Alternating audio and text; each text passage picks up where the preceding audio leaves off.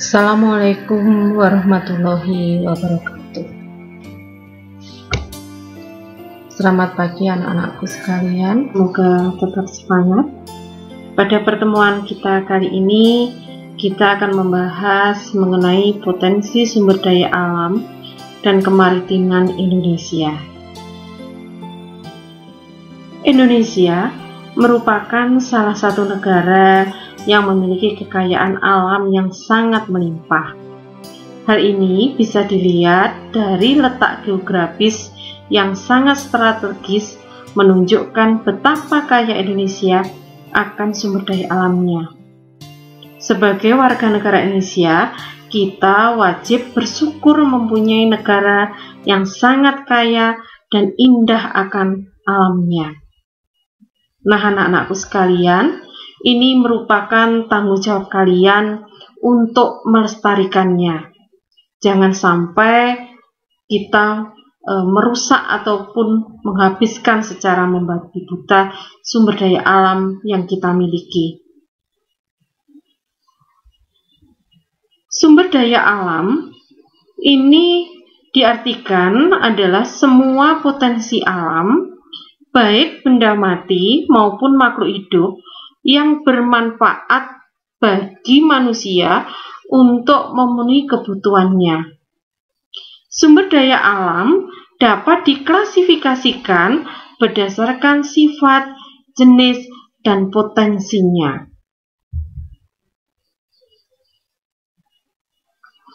Sumber daya alam berdasarkan sifat kelestariannya dibedakan menjadi dua, dapat diperbarui dan tidak dapat diperbarui. Dapat diperbarui ini diartikan bahwa sumber daya alam yang tidak dapat punah karena dapat tumbuh atau dapat didaur ulang kembali. Contohnya hewan, tumbuhan. Sedangkan sumber daya alam yang tidak dapat diperbarui ini adalah sumber daya alam yang jumlahnya terbatas, langka, atau dapat habis. Contohnya gas alam. Sumber daya alam berdasarkan jenisnya dibedakan menjadi dua, non-hayati atau abiotik dan hayati atau biotik. Abiotik diartikan sebagai benda mati, sedangkan biotik sebagai benda hidup.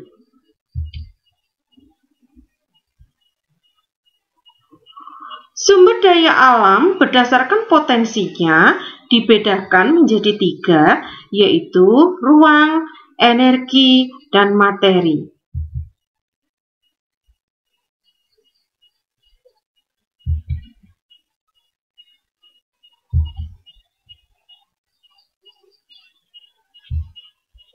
Baiklah anak-anakku, kita lanjutkan. Yang pertama adalah potensi sumber daya alam kehutanan. Menurut Undang-Undang Nomor 41 Tahun 1999 tentang kehutanan, hutan adalah suatu kesatuan ekosistem berupa hamparan lahan berisi sumber daya alam hayati yang didominasi pepohonan dalam persekutuan alam lingkungannya yang satu dengan lainnya tidak dapat dipisahkan. Ada beberapa jenis hutan di Indonesia, di antaranya adalah sebagai berikut.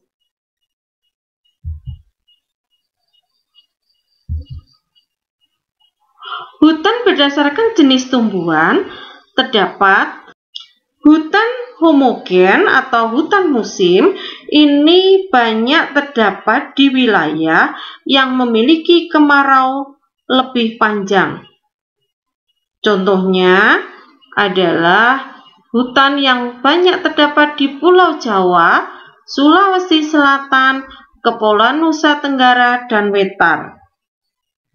Jenis tumbuhannya adalah hutan jati, hutan pinus, hutan bambu.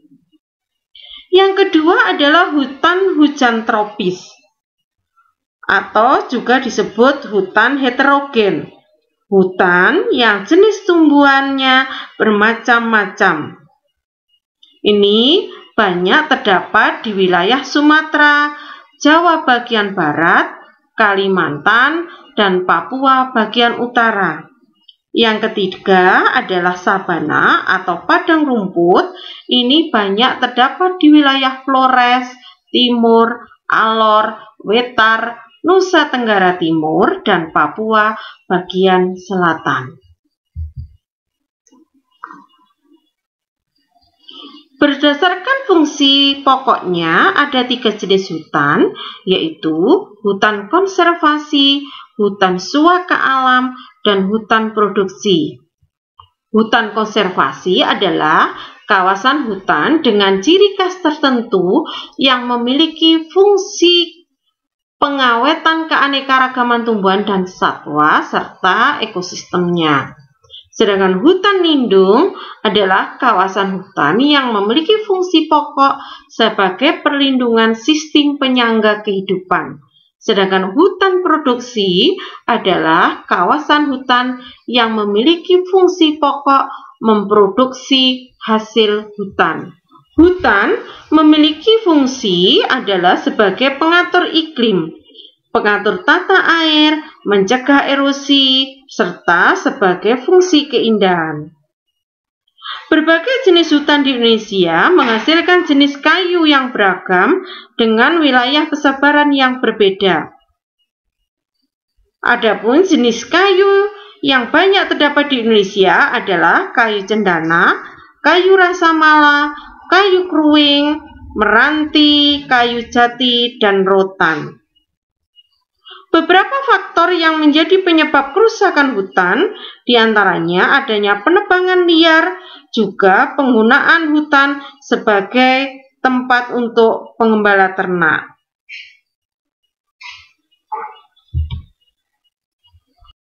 Kita lanjutkan ke potensi sumber daya pertambangan.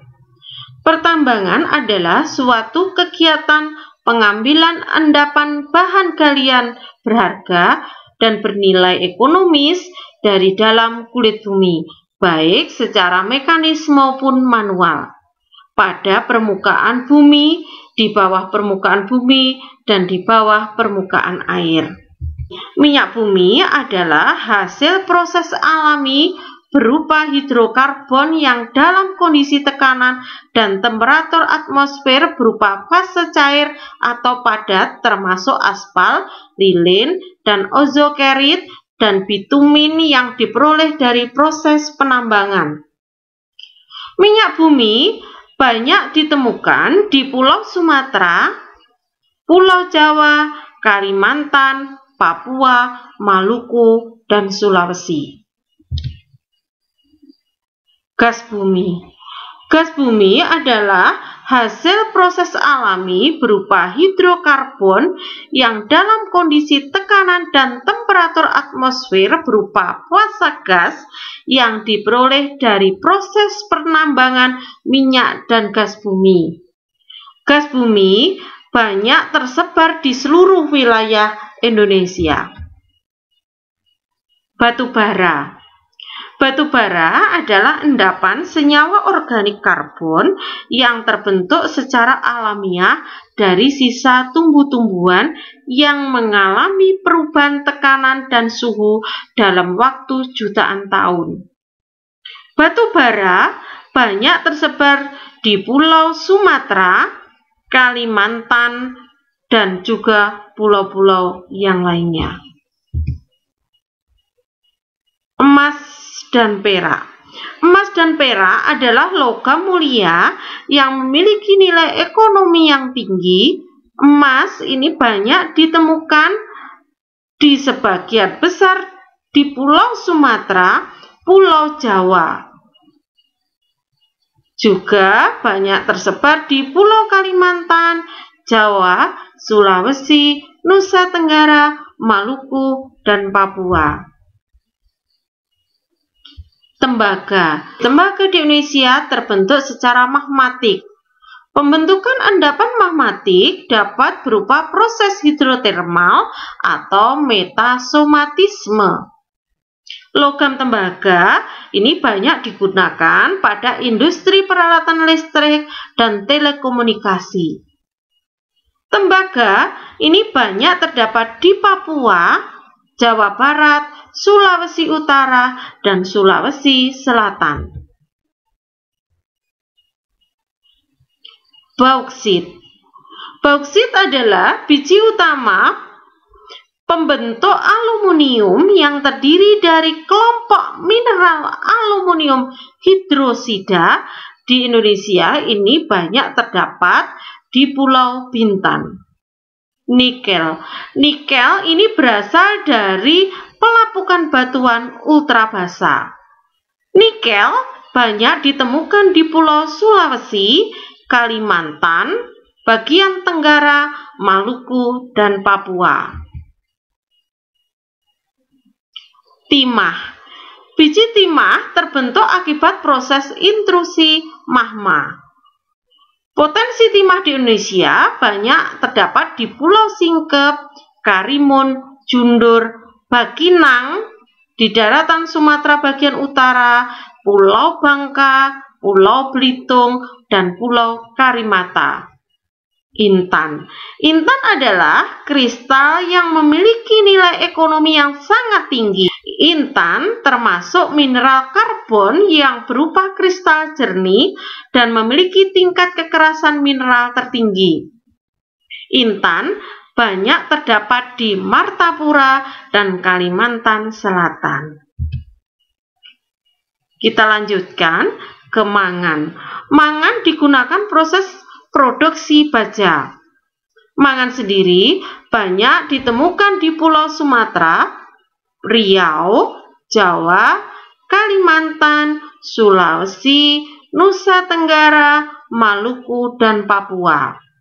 Pasir besi terdiri dari mineral opak yang bercampur dengan butiran-butiran dari mineral non-logam. Pasir besi ini banyak ditemukan di Sumatera, Lombok, Sumbawa, Sumba, Flores, dan Timur. Anak-anakku sekalian, coba kalian perhatikan peta persebaran hasil tambang di Indonesia.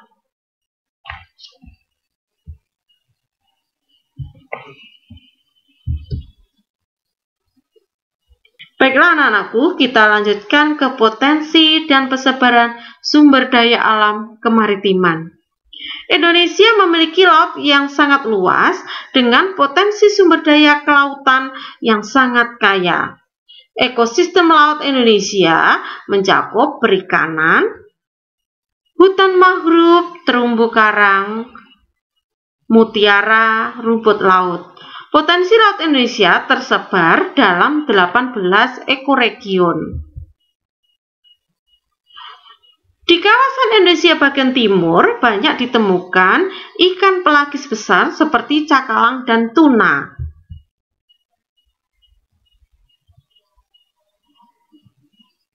Hutan mangrove. Hutan mangrove adalah hutan khas yang hidup di sepanjang pantai atau estuari di daerah tropis yang dipengaruhi oleh pasang surut air laut. Luas hutan mangrove di Indonesia sekitar 4,25 juta hektar. Lokasi dominannya terdapat di pesisir timur Sumatera, pesisir Kalimantan, dan pesisir selatan Papua. Hutan mangrove bermanfaat untuk mencegah erosi, abrasi, penyedia makanan bagi plankton, dan juga sebagai habitat alami bagi berbagai biota. Terumbu karang. Terumbu karang adalah bangunan kapur bawah laut yang dibentuk oleh jasad hidup, seperti karang batu dan alga berkapur. Terdapat 18% luasan terumbu karang dunia itu berada di Indonesia. Terumbu karang penting bagi kehidupan manusia sebagai pelindung fisik terhadap kerusakan pantai, sumber daya hayati, dan objek wisata. Ekoregion laut Indonesia. Ekoregion laut adalah wilayah perairan laut dengan komposisi spesies yang relatif homogen dan berbeda dengan wilayah yang berdekatan. Indonesia memiliki 8 ekoregion laut, termasuk samudra, selat, dan laut. Mana sajakah itu? Ada Samudra Hindia, Selat Malaka, Laut Natuna, Selat Karimata. Kita lanjutkan ke potensi dan persebaran sumber daya pariwisata. Pariwisata merupakan sektor yang paling potensial mendatangkan devisa negara. Selain itu, pariwisata juga paling mudah menciptakan lapangan kerja. Di lingkungan negara-negara ASEAN, peringkat daya saing pariwisata Indonesia berada di urutan keempat setelah Singapura, Malaysia, dan Thailand. Potensi pariwisata di Indonesia diantaranya adalah wisata alam, budaya, dan buatan. Coba kalian perhatikan, ini adalah peta kawasan strategis pariwisata nasional. Demikian tadi anak-anakku pertemuan kita pada pagi hari ini. Jangan lupa untuk tetap selalu jaga kesehatan dan semangat belajarnya. Saya akhiri, wassalamualaikum warahmatullahi wabarakatuh.